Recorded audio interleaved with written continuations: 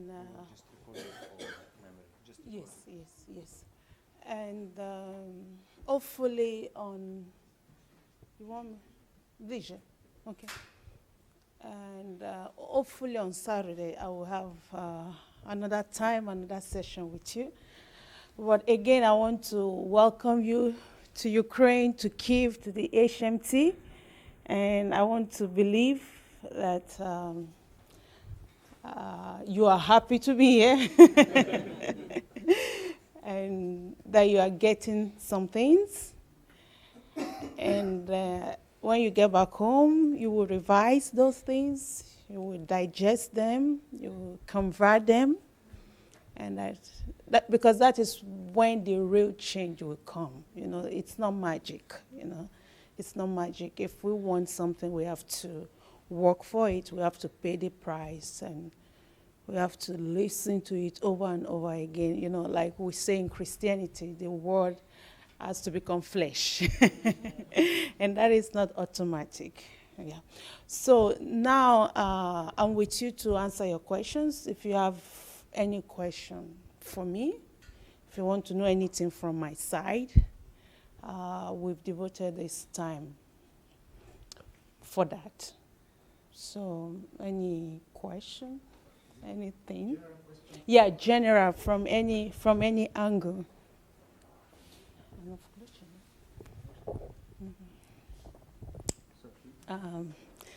Pastor John, Dr. James. Sorry, James. Thank you so much, Pastor, and praise the Lord. Amen. Yeah. Now, just thinking through, how are you? I don't want to use the word, but I just want to say, how are you managing this kind of schedule? Working with Pastor and with all that kind of programs that he has. How do you manage to balance? Mm-hmm. Thank you. I mean, that's a good question, and I get that question quite often. I think it's like a natural question. I think coping is a good word, Pastor James. Managing, coping. I think I'm coping well. And of course, there's always room for improvement, and I'm always looking into that. The first thing I would like to say is that it didn't start big. It didn't start big. I didn't have to start coping with something big. It came gradually, and that was really good, and that was really helpful. And I think that's how we are wired. We are able to cope with a lot of things when they come gradually, step by step, like we say. Because as humans, we are really very, we have a lot of abilities, a lot of potentials. But then we have to work with them. We have to work with timing. We have to work with our assimilation, you know, to know how much you can take at a time. But I mean, a very good point is that it didn't start big. You know, I had time to adjust. I had time to think it through, because I'm this kind of person. I'm sure some of you might have noticed I'm a little bit different from Pastor Sunday, right? Yeah. So we're a little bit of different personalities, and we respect that. I try to respect his personality, his temperament, and he tries his best to respect my personality, who I am, and that has, to some extent, it has really been helpful. So it starts with that. Then second, which I think I've started touching, is understanding people, understanding the person you are dealing with, understanding your role in life, understanding your purpose, your calling, right? Of course, I had my questions at the beginning, and one of the questions I had was, okay, God, how do I relate to Pastor Sunday? Like, is he my husband or is he my pastor? And okay, do we have like do I keep the pastoral relationship to the church? And when we get to him, he becomes an husband. You know, I had my questions, and more so we're having kids. and I expected more help from him, which I wasn't getting enough. Yeah. But I mean, God was helpful, and I found out that God helped me, of course. I found out that, I mean, it's the most important thing is to help a person. I mean, like the Bible even calls a wife an helper, but you don't necessarily need to be a wife to be an helper. Actually, there's another part in the Bible that says we are supposed to be our brother's keeper, right? So when we understand purpose, why you are here, I always like think in my mind and say, okay, out of all the women in the world, God has chosen me, yeah, to be closer to Pastor Sunday, right? So there must be a purpose for that. God must have seen something, and I had to manage that very well. At least I have to relate to that very well. I have to be a wise woman in that aspect. And of course, it takes a lot of work. It takes a lot of changing, because you can't cope with something new with an old mentality, and especially the common mentality, like what you expect from my husband, I mean, real change starts from the mind, the ability to look at it in a different way, the ability to look at it in the sense of the goal that, you have set before you. So, like I said, so understanding who he is, God's calling upon his life, and it's very obvious to see that Pastor Sunday has a special calling of God upon his life. So I had a choice to make. Will I help that call? Will I facilitate it in a way? Or will I be a little bit selfish because I have the right to do something?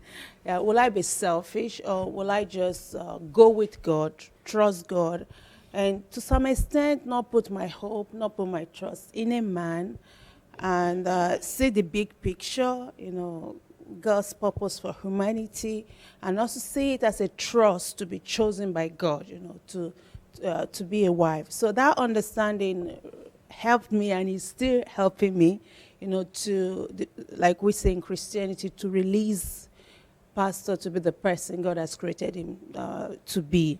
And also in that line, another thing that helps me is the understanding that we are not here forever. I'm not here forever. It's not here forever. And I mean, it's always good to leave a mark, to leave a mark. And to leave a mark, sometimes you have to sacrifice.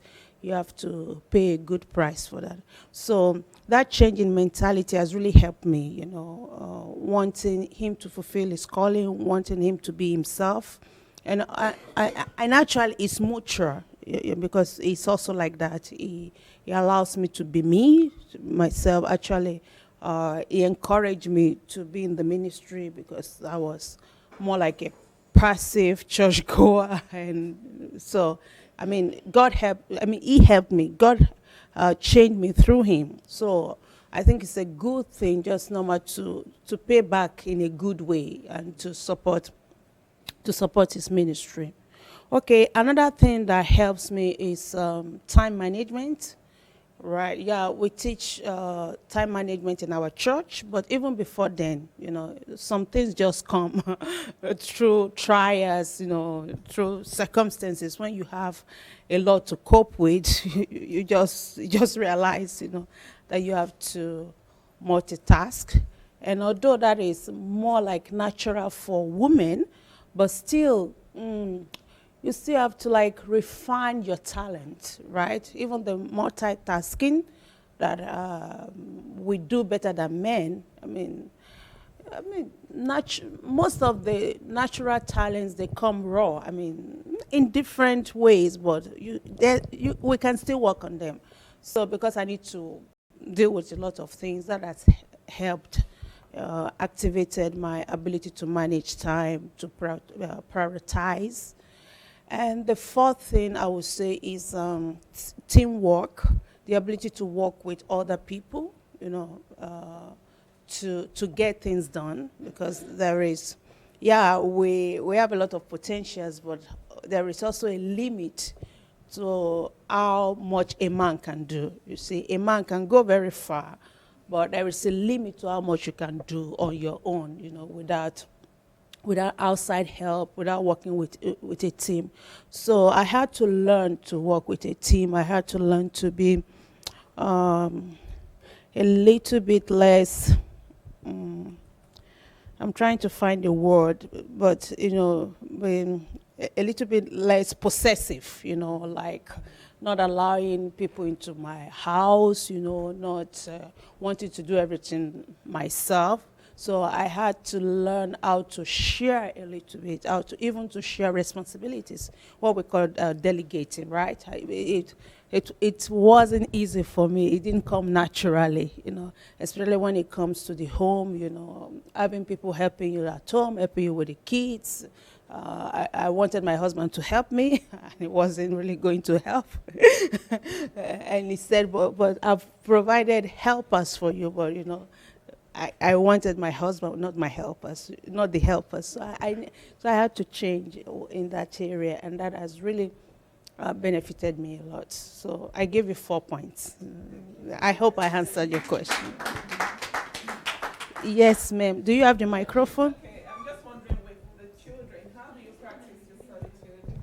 Or do you practice solitude? Yes, I do. I do.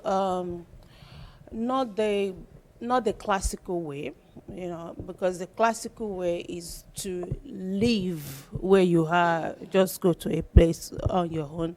I don't get to do that a lot, yeah, but I'm able to do solitude. I have days when I'm off, when I'm in the house, and they go to school in the morning, so I still like supervise them going to school on time. So I have a lot of hours in between, like today they left around, let's say, 7:30 in the morning, and they're still not back.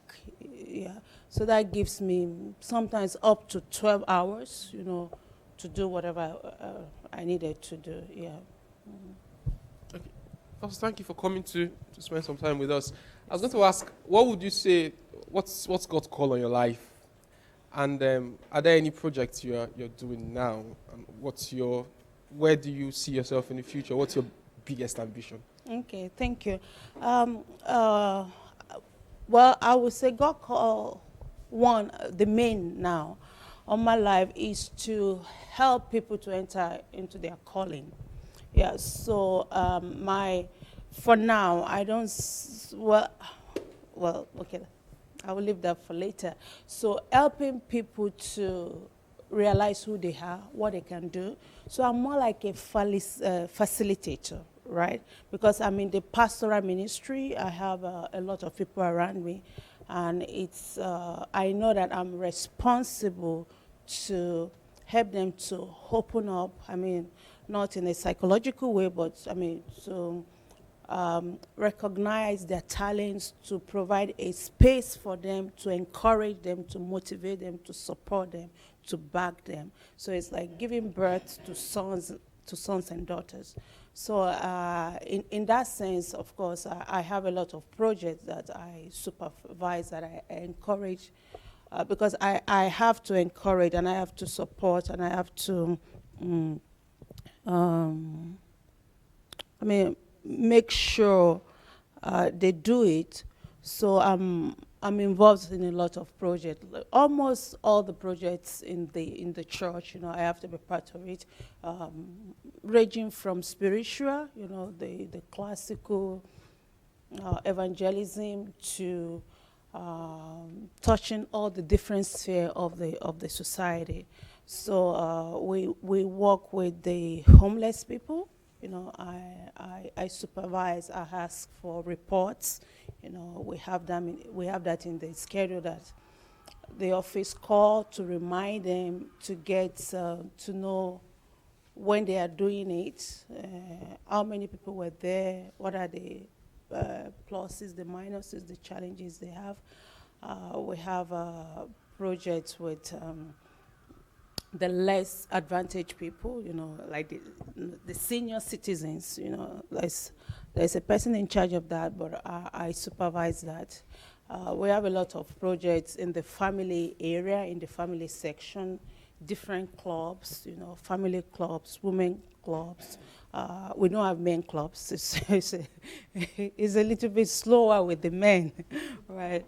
But a lot of clubs, and we have a system of reminding them, a system of getting reports, getting things done, and like for example, there is a program coming up in December. It's a secular program for women, but about 3 people.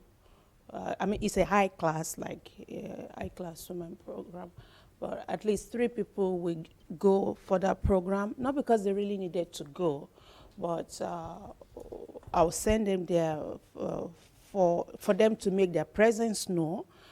Sending them there specifically so that they can make contacts, with elites, and then see what we can do from there. Drug rehabilitation addicts, rehabilitation center for addicts. I supervised, and I'm still supervising some things that are so. Basically, my what do you call it? Is it my vision or my goal or my mission? It's very similar to what Pastor is doing, right? Pastor is doing it on a larger scale, because I still needed to support Pastor in some local work, but then I basically do the same thing, Yeah. My name is Ruby. Just my question is, how do you maintain a healthy marriage whilst leading such a full-on life? And also, what kind of practical steps do you take to create time and space for each other?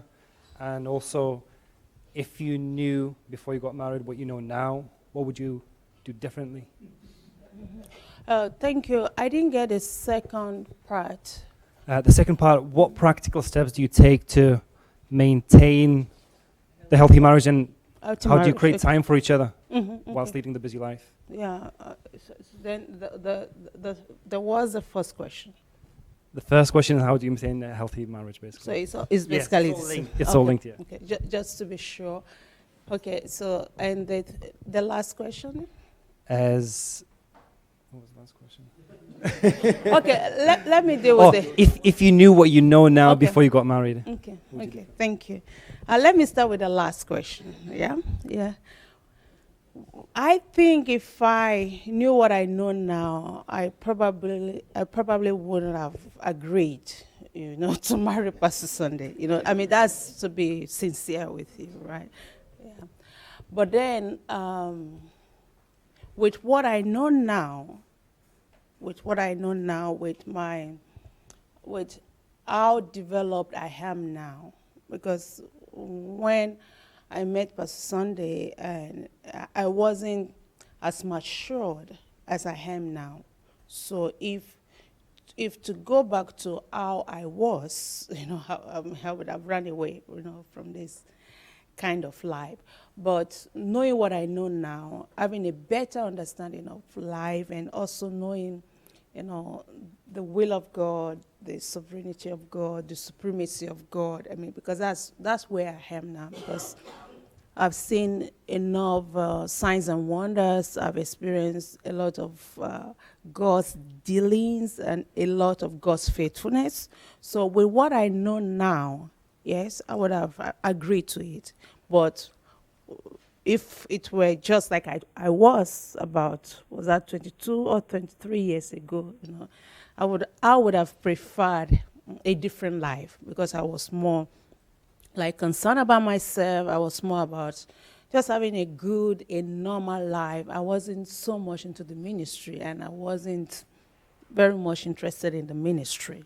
I just wanted a life like any other person. Yeah. So that is the last question. The first question and the second question, which are a little bit connected, just more practicality with the second question, is this. Again, it's a question of, any marriage is a form of a big risk.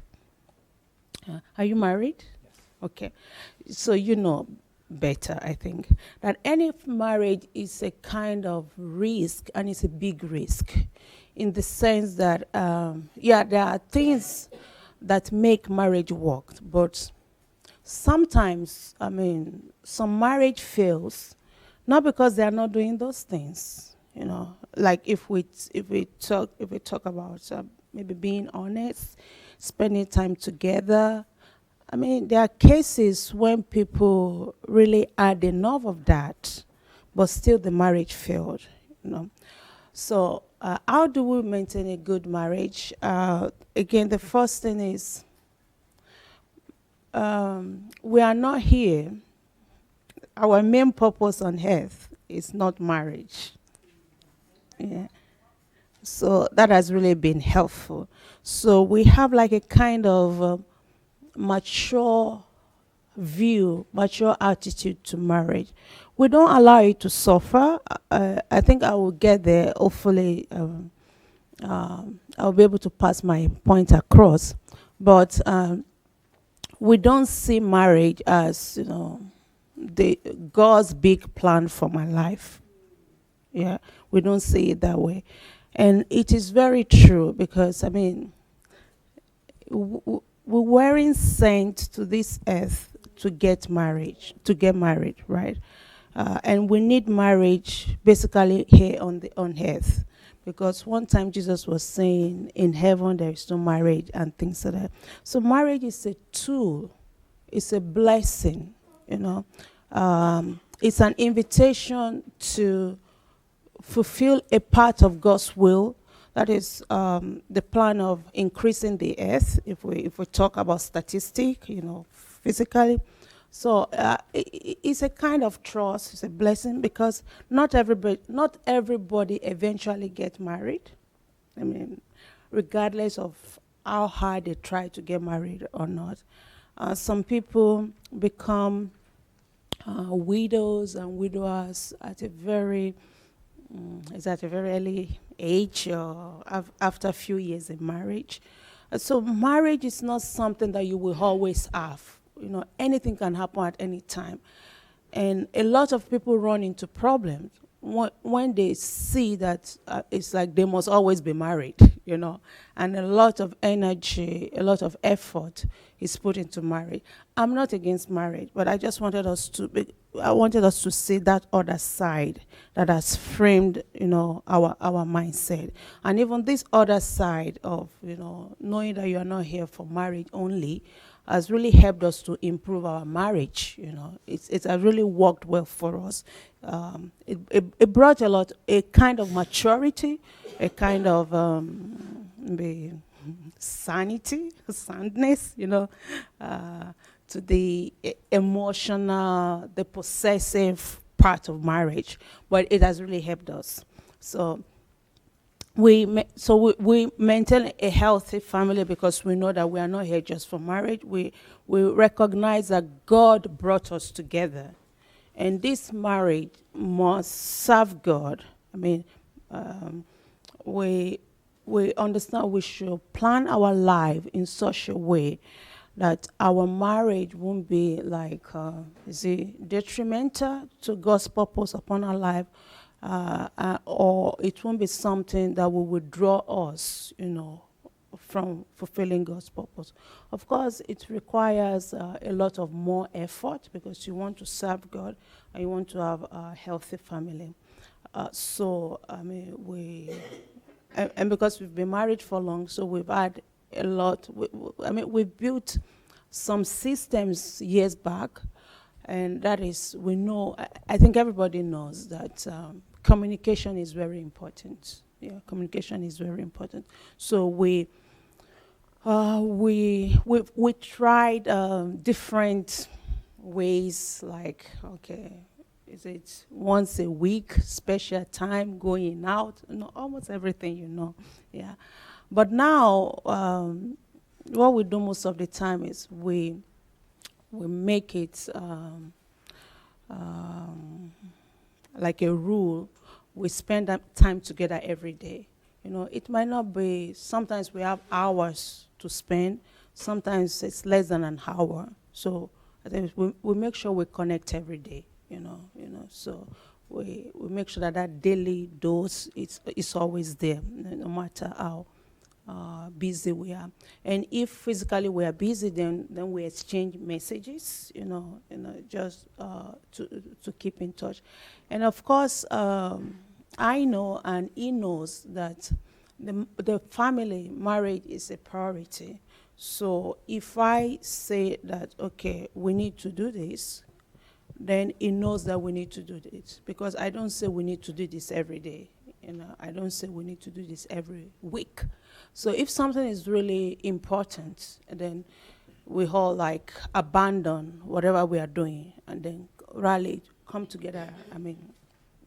So the family is important, and difficult times shows how we approach challenges in the family really proves that the marriage is important to us, because it's also we are accountable to God, because we believe that God brought us together. We believe that God is the author of marriage, and we believe if we allow God to work in us to change us, we can have a good family. On my side, I believe in continuous education, self-education. So I read books on relationships, and I have to deal a lot with relationships, because I'm always with people with different temperaments. So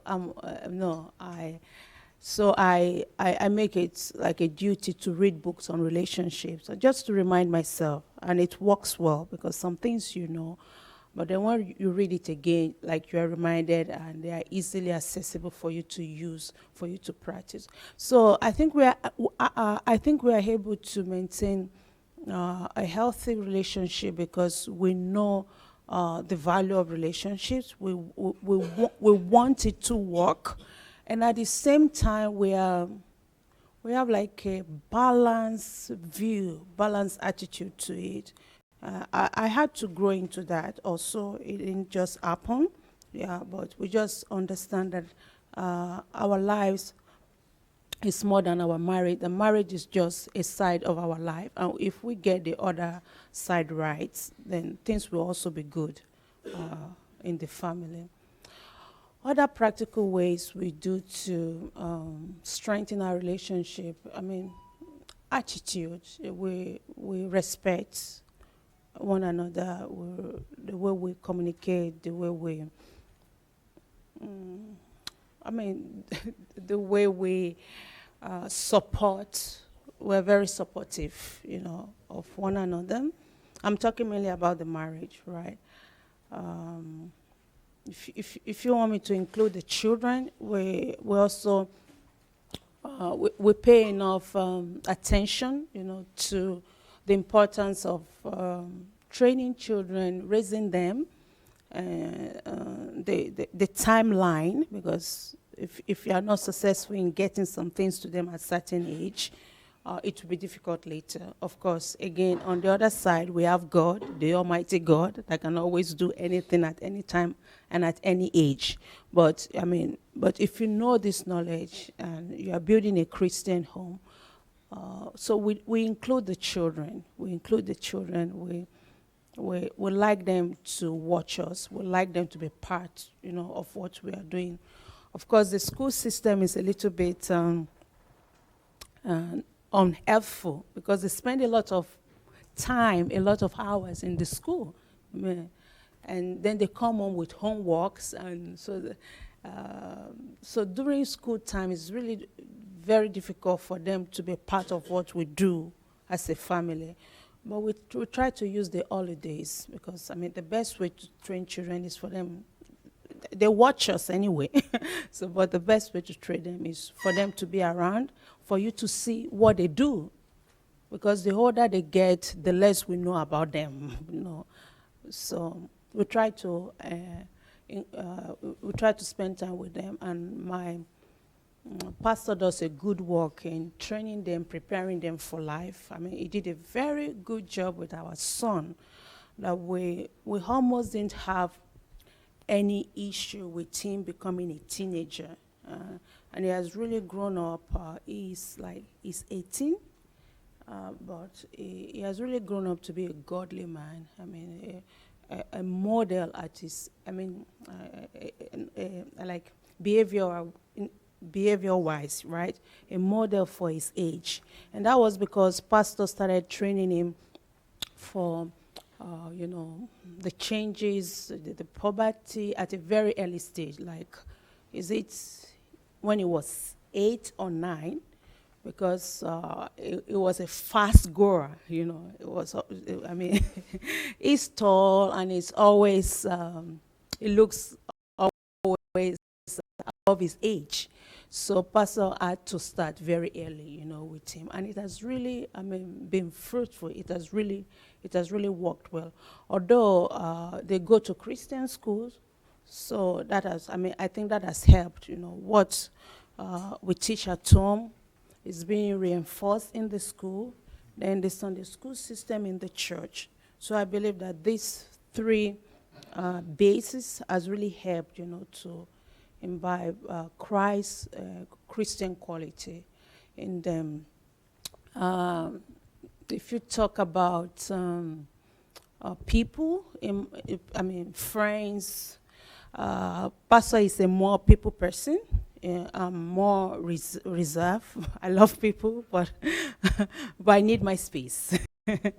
Yeah. So again, I had to know that it's like that, and I think we all know that it's we don't change our spouse in relationship, right? That it doesn't really work. Yeah. So, but I needed to make some changes. He needed to make some changes. So we have a balance in the sense that the privacy of the house is preserved. At the same time, we show hospitality, but we still have the peace in our house because, like, my husband is a man that can, bring everybody to the house and, But we've worked out a good system in that. So I hope I answered your question, right? Thank you. Okay. Yes, sir. Do you have the mic? Okay, I just thank you for coming. If you look at the temperament of pastor, like you said, he's a people's person. How do you handle ladies that are becoming too close for comfort? And pastor, we have no intention, but because of the kind of pastor's nature, people can easily, be onto him. So how do you handle ladies like that? Yeah, thank you. That's a very good question, and we've had that safe for many years. We had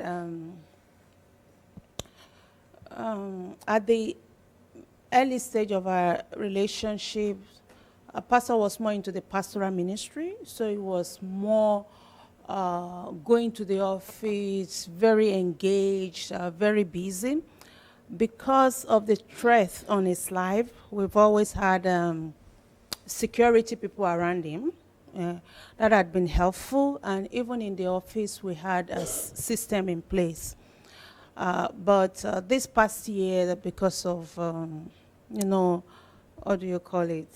Is it persecution, and also his vision of moving forward, in life, becoming more like a real senior pastor, coaching other people. So he's been working more like a coach, like from one place, less movement. So we had people coming here than people going.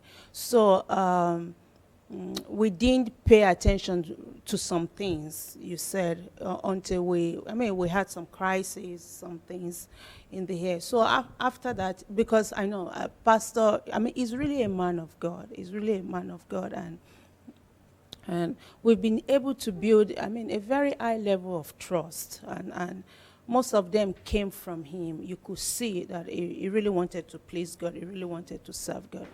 So we had to revisit, some of the systems to put in place. So because of the recent crisis we had to revisit that. We had to talk. So now what do we do? If somebody, if I mean, I'm not always with pastor, yeah, because I'm a little bit kind of a busy woman on my own. But like I said, we have assistants now, even in the house. We have male assistants. So it's before he had more female assistants, but now we've revisited that. So it's main assistants. Like we have Pastor Igor, that most of you know, and we have Pastor Sasha. I don't know if you've seen him. Yeah. Alex, sorry, Alex. Alex. So those are the two main personal assistants. You know, they come before any other person, you know, that comes. So we've revisited that to make sure that he has only main close assistants. Then also we have a structure in place that, I mean, it doesn't, if a woman is being, I mean, it's becoming too close, of course, I have to intervene, you know. I mean, I talk to pastor and I talk to the lady as well, you know.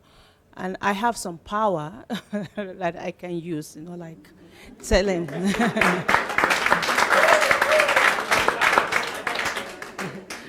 I mean, I don't like using them, but you know, if a lady wants to seem difficult, you know, then I mean, you just put her in her place, yeah, yeah. And also another thing that might be interesting, which is I think is normal, also another system we put in place, and that all the assistants know, the female assistant, the male assistant, that pastor doesn't meet with the opposite sex alone, you know. It doesn't meet with the opposite sex alone. So those are the things we've put in place.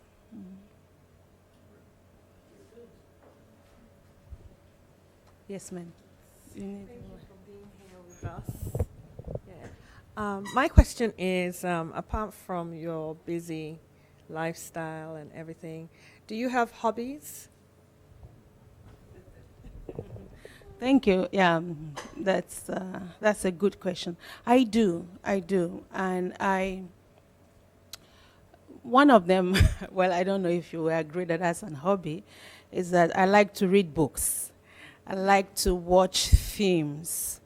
There are other hobbies I would have loved to do more, but I'm not able to do that at the moment. Like, I like to travel, but because my kids are still in school, so I can't always do that. What other things do I like to do sport, but I don't have. It's not that I don't have the opportunity. I think I've not created enough time for that. But I make sure that I don't overwork myself. Yeah, I make sure that I don't overwork myself. So I like watching films. I like reading books. And I like talking too, but not too much. I mean, like socializing, but not too much. Okay, do we have any other question?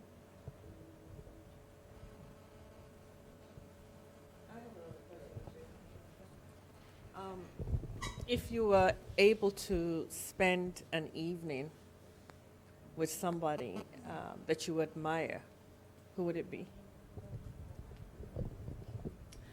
Yeah, thank you. I pray, I'm not too good with names, but you know, I like this lady, and I would have loved to spend time with her and just hear more of her history. I think her name is Melody. She's the president of Ariel in America, a black American lady. Melody, she got married to a white man. Yeah, Melody Hobbs. I'm really fascinated by her stories, and I love her wisdom. So she's a person I admire. You know, I admire, you know, her road in life. I admire her values. She has a lot of good values, respect, bold. So she will be one of them. Mm-hmm. Yeah.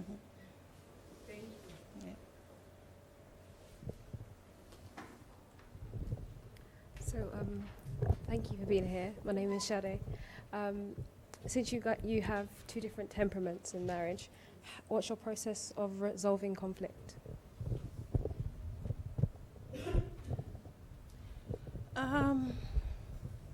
I normally tell people that I think at the early years of our marriage, if not for Pastor Sunday's maturity, I think our marriage would have collapsed. Because I was I was just a normal person, with normal expectation. So I wasn't very good with resolving conflict those days. But my husband was good, and God used that.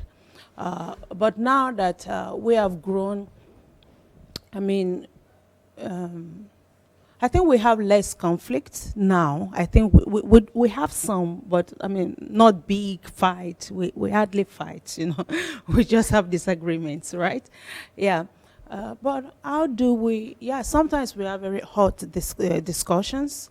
How do we go about them? If the discussions are getting hot, we stop, like we put it on a pause, we're just okay. We are going nowhere. I think we have to return to this later, and it has really been helpful because just taking time out brings some senses. So whoever has to get one, and then you come back. You are able to explain yourself. You are able to. To communicate in a better way. And we're able to make some compromises. I think one good thing that has been helpful is that we don't take conflict to an extreme stage when it becomes really very detrimental to the relationship, to the stage where we lose control and we start saying abusive things that there is forgiveness in Christ, but they come back from time to time, and they are very bad because it's amazing what we can do. Bad things we can say and things we can do when we are angry. Yeah, so we try to manage the anger, not to take it to that level, and also I think because we discuss issues on time, so for some reasons we don't get to those very difficult conflicts most of the time. I don't know, maybe because we've lived together, I don't know, too long, I don't know, but maybe it's like we've created our own culture. It's like we know what we want, and then when new things come, I think we don't take them too far. Yeah, I think we don't take them too far. That's what I would say.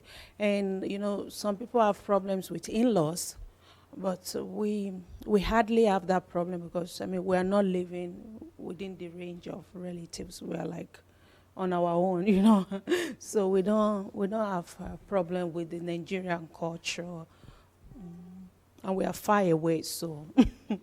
So we don't have that a lot. We don't have at least a lot of those problems with in-laws. Yes. Thank you very much, Pastor. Although the questions, they are more or less lighter, on a lighter mood anyway. The first question is, Pastor is a lovable person. Or it's loving person. Okay, loving or loving. It's very loving. Yeah. But that's what I said, it's part of it anyway. When Pastor talks, when he demonstrates, he touches men, he touches women. So how do you feel when you see your husband touching like that? That's one thing. The secondly, with a few relationship or rapport with the pastor, I discover whenever she talks about you, he talks about you, he calls my princess, princess, princess. But all along you'll be talking, you use the word pastor. So what do you call pastor?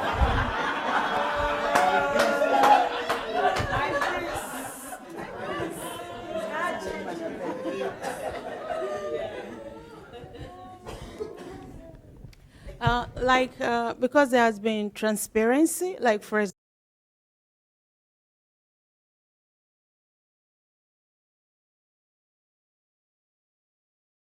I5 or touch people. I don't know if it's bad. I don't know if this is bad, but I don't see a big problem in it because it is open. Yeah, yeah, yeah, yeah. If any of you see something that could be dangerous in it, I will really appreciate that. You know, if you write me or if you tell me about it. But it hasn't really been anything of concern because it is open. I mean, it's, yeah, yeah. I think that is him. I think it doesn't have any bad idea behind that. Yeah, I think that's just who he is, right? Yeah. And concerning the princess and what I call him, I call him pastor for some reason. Yeah, I know. Even at home, yeah. Yeah, I call him pastor.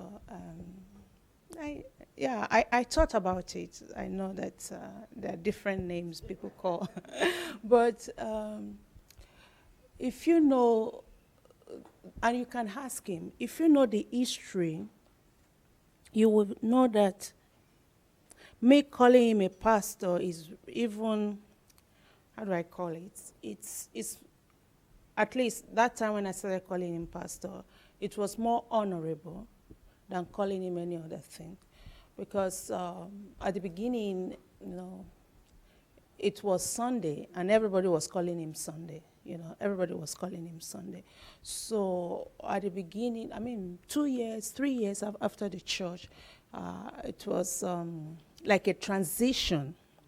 And it was like, you know, honoring the gift of God upon his life, because the culture here is a little bit different from the Western culture. So here you call people by, I know it's like that also in America, but in the Christian world also, we didn't have a lot of pastor. I mean, you call your pastor by his first name, you know. So it was a transition, and personally, it was a little bit, I think it was shocked by me calling him pastor, you know. It was like bestowing, because I have the right to call him anything I want to call him, but just tapping in to honor him, I think so. So it has been like that for many years. So, no, of course, I call him some lovely names. Yeah, some.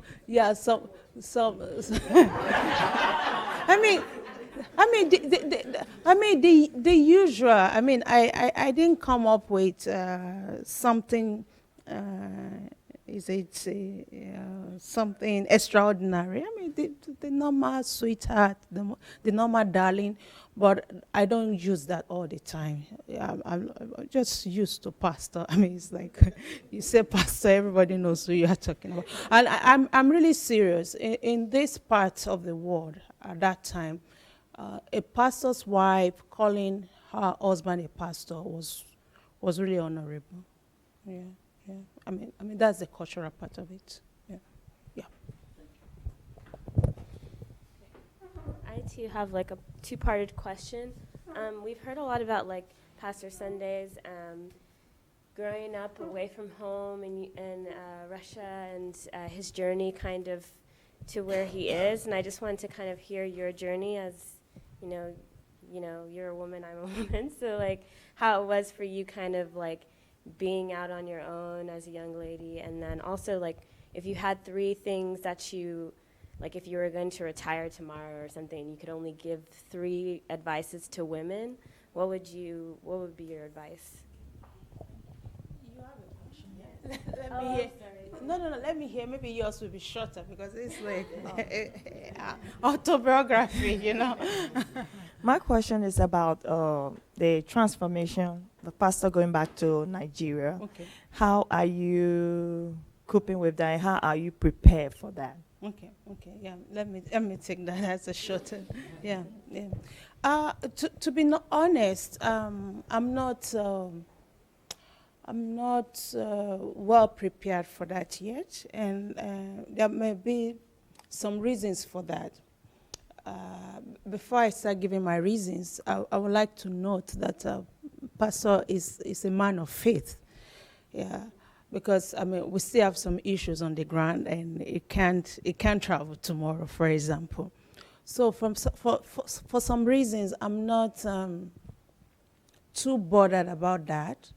I'm not afraid of going back. I mean, going back home because God is everywhere. Of course, I understand the planning part of it. I mean, the intelligent part of it, thinking things through, and there are different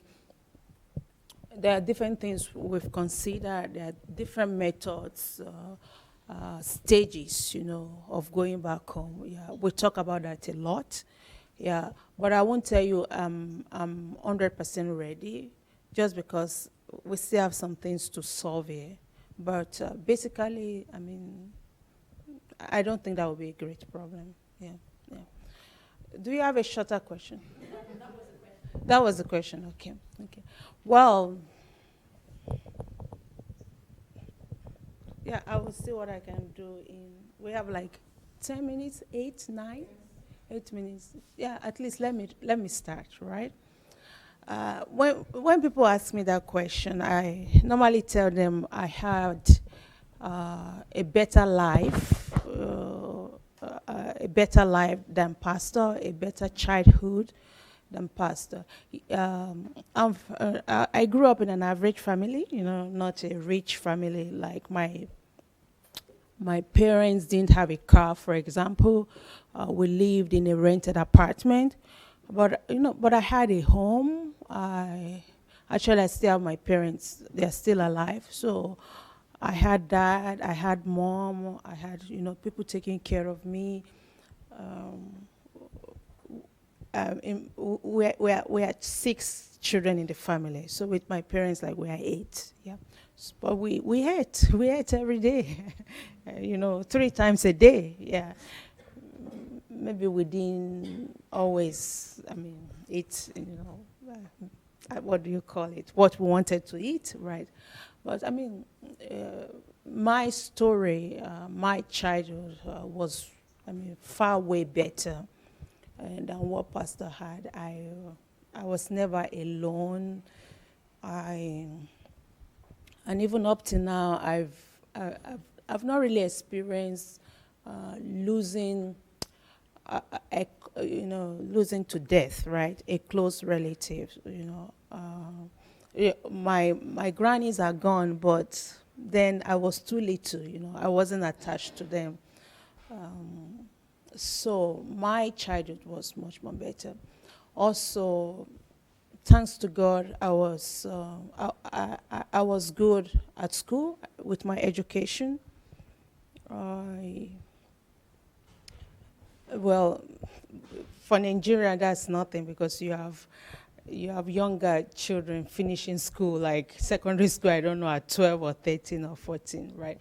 Yeah, but I think I finished secondary school when I was 15. Yeah. And then I got a scholarship. So I came to Russia on scholarship. I studied mechanical engineering, so I'm an engineer. So I grew up in a Pentecostal Christian home, but at 12, I was fortunate to give my life to Christ, because you have people inviting you to evangelical meetings. Yeah, more charismatic. I was more of the Pentecostal, so I gave my life to Christ. Then later, for my secondary, I was born in Lagos. I had my primary education in Lagos, but then my father was afraid of me and my sister having education in Lagos. He thought then that Lagos could corrupt a girl. So it sent us to our relatives. So I ended in Elisha, Osun State. So I went to Elisha Grammar School. So after that, like I said, when I went to Elisha Grammar School, I was staying with my uncle, and it was part of the Scripture Union. Yeah. So like we go to the Pentecostal church, but the Scripture Union is like a fellowship kind of people from different churches coming. So that was also very helpful. That helped me to have a better understanding of God, not just a religious background, but at least to start understanding something little about God. So it was like that. Then I got this scholarship. I came to Russia. After spending a year in Russia. Those days also, we used to have a unified student Christian conference. Yeah, so people come from all regions of the former Soviet Union. It was really a lovely time. So after spending a year in Russia, my first summer holiday in Russia, some of the senior students, Christians, invited us to that conference. So we were there, and that was the first time I saw Pastor Sunday. I was there with my friend. Some of you will know Nikki Ojimadu, right? We came together from Nigeria. For a year, we were in the same school. We were roommates. So we were like twins. We're always together. So we went to this conference, and there I met Pastor. Of course, actually, we met Pastor with a lot of other people. But what made us, I'm saying us, I and my friend, and maybe some other people, to remember Pastor was that he was one of the translators, because we had people like, I think it's now a bishop, Bishop Wale Oke, right? And I think he's the only one I can remember now. But we had people like that coming in to minister, and they were speaking in English, and some senior students were translating to Russian, because we had some Russian students among us. So, okay, we had a lot of translators, right? But it was like you just couldn't. It's like you can't just forget Pastor Sunday's translating, because he did it with a difference. I didn't want to use the word outperformed, but I mean, he did it. Yeah, he did it with passion. He did it very interesting. I mean, it was difficult to forget. If they ask you how was the conference, how were they you would say, oh, there was this man, there was this brother. He did it very. Well. I didn't know he was studying journalism, that he was good with words, arrangement, and stuff like that. So, it was awesome. And even apart from that, it was like you notice that he loves people, he loves getting acquainted. So we were there on the street, a lot of people, and it was, just getting acquainted to people. That even at that time, it was very easy to remember him, just because of his personality, and that was it. I've not started university then. I just finished learning the language.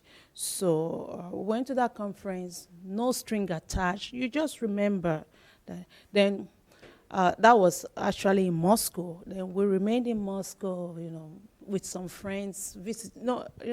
Foreign students' lives was a little bit different those days. Your life is just around the hostels, going from one hostel to the other, visiting the shops during holidays, if you didn't travel. So I think 2 or 3 times after the conference, we still clashed into each other, from one hostel to one hostel. Then you remember, oh, I saw you, oh, you are this, you are that. Also, no expectation, no string attached to that.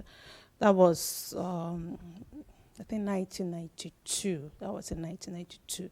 So I think I will stop here because of time. Yeah. So maybe, hopefully, on Saturday, I will tell you the rest of the story. So thank you for having me.